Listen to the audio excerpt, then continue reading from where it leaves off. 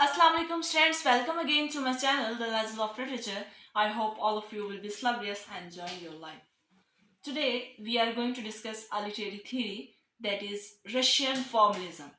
Russian formalism started in 1910 and ended in 1930. कि इसका जो ड्यूरेशन है वो जस्ट 20 ईयर्स का है और उसके 1930 में जो है ये लिटरेरी थीरी एंड हो गई थी, इसकी रिजेक्शन हो गई थी। ठीक है, उसके बाद इसमें मजीद हम देखते हैं कि this theory is against of Marxism. ठीक है, और रशियन फॉर्मलिस्ट मेरी focus is on form and structure of literary text instead of its content.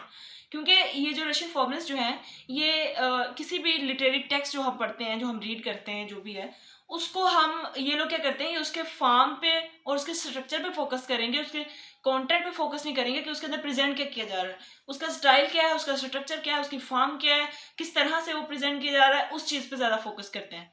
तो ये तो हो गया थोड़ा सा इसका इंट्रोडक्शन। अब हम कुछ टेक्निक्स देखते हैं जो रशियन फॉर्मलिस्ट जो हैं अपने इस थीरी के अंदर उन्होंने यूज़ की हैं।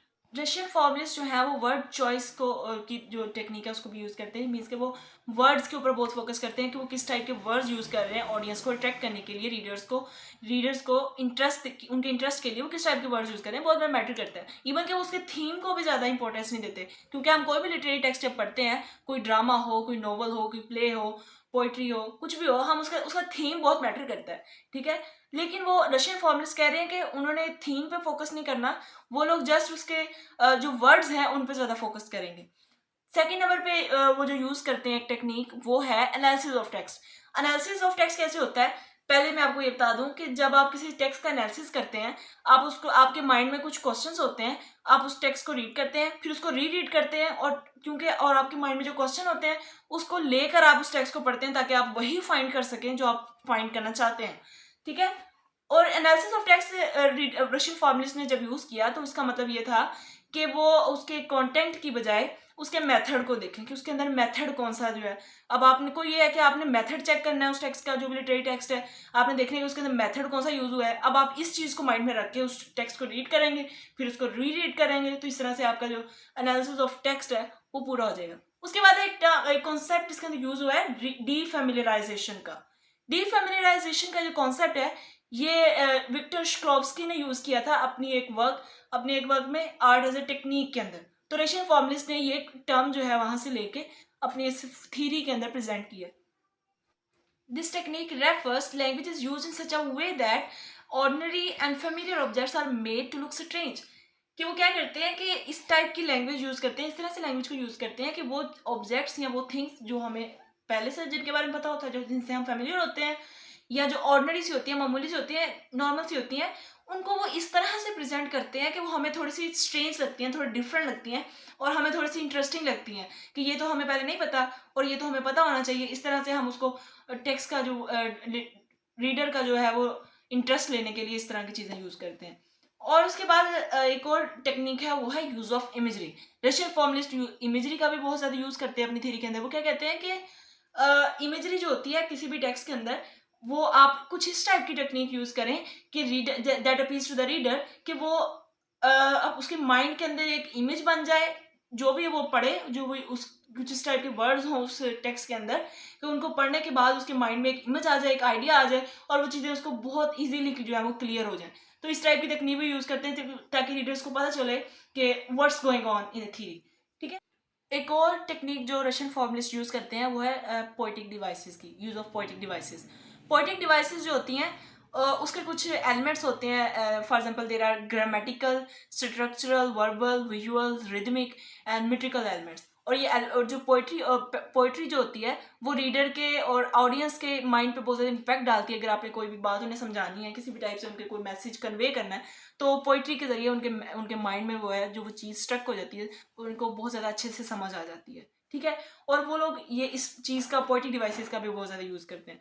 उसके बाद आई रिचर्ड की एक फेमस कोटेशन है जिसमें वो कहता है, it is never what a poem says that matters but what it is. ये मैटर नहीं करता कि वो पोएम क्या कह रही है, वो पोएम क्या कह रही है, ये मैटर नहीं करता। ये मैटर करता है कि वो पोएम है क्या। ठीक है, एक और आई रिचर्ड की फेमस कोटेशन है जिसमें वो बताता है कि अगर आपने किसी भी क्योस को ओवरकम करना है तो आप पोइट्री का यूज़ करें, क्योंकि पोइट्री है जो है वो किसी भी रीडर के या ऑडियंस के माइंड पे बहुत ज़्यादा इम्पैक्ट डालती है। ठीक है, एक और टेक्निक उसके अंदर जो यूज़ हुई है वो है स्ट्रक्चर ऑफ टेक्स्ट। मतलब मैंने पहले भी बताया था कि रशियन फॉर्मलिस्ट जो हैं वो टेक्स्ट के स्ट्रक्चर पे ज़्यादा फोकस करते हैं।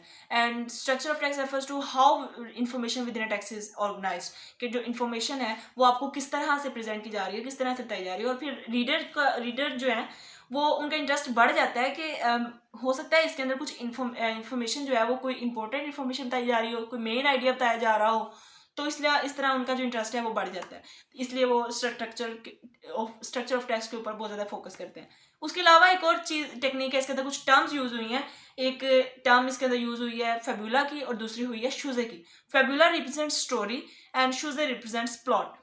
अब स्टोरी क्या होती है? स्टोरी में होता है कि वो कहते हैं कि स्टोरी जो है उसके अंदर कुछ सीरीज ऑफ इवेंट्स बताए जाते हैं जो कि टेम्पोरल होते हैं और कैजुअल होते हैं। मतलब उसके अंदर कोई हिस्ट्री की मतलब से रिलेटेड कोई चीज़ नहीं बताई जा रही होती, कोई उनका क्रोनोलॉजिकल ऑर्डर में वो नहीं होती, ठीक है। लेकिन जो प्लॉट होता है उसमें एक क्रोनोलॉजिकल ऑर्डर होता है और वही जो इवेंट्स जो स्टोरी में बताए जा रहे हैं सिंपली कैजुअल तरीके से, यहाँ पे जो है उन्हीं इवेंट्स को एक आर्ट की तरह आर्टिस्टिक रीअरेंजमेंट की जाती है उन इवेंट्स की, और उनको क्रोनोलॉजिकल ऑर्डर में जो है वो रिप्रेजेंट किया जाता है, उनकी मतलब हिस्ट्री को रिलेट किया जाता है। एक और टेक्निक जो है वो जो फॉर्मलिस्ट क्रिटिक जो है उन्होंने जो यूज़ की है वो है मटेरियल और डिवाइस की। तो कहते हैं कि जो डिवाइस है ये एक ऐसा एस्थेटिक प्रिंसिपल है जो कि मटेरियल को कन्वर्ट कर देता है into a work of art, कि ये उनके कुछ रूल्स हैं, ठीक है, जो उन्होंने यूज़ किए हैं। इसके बाद श्लोव्स्की का आइडिया देखते हैं। He argues that art form like music and architecture do not have images. कि वो कहता है कि जिस तरह इमेज नहीं होता किसी आर्किटेक्चर का या म्यूजिक का, जिस तरह कोई इमेज नहीं होता, इसी तरह आर्ट फॉर्म का भी कोई इमेज नहीं होता। ये इसका कुछ स्टाइल ही होता है, जब टेक्स्ट वगैरह पढ़ने से हमें जो है वो चीज़ समझ में आती है।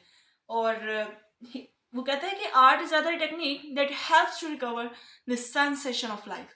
ये उसने आर्ट फॉर्म के बारे में उसका आइडिया ये है।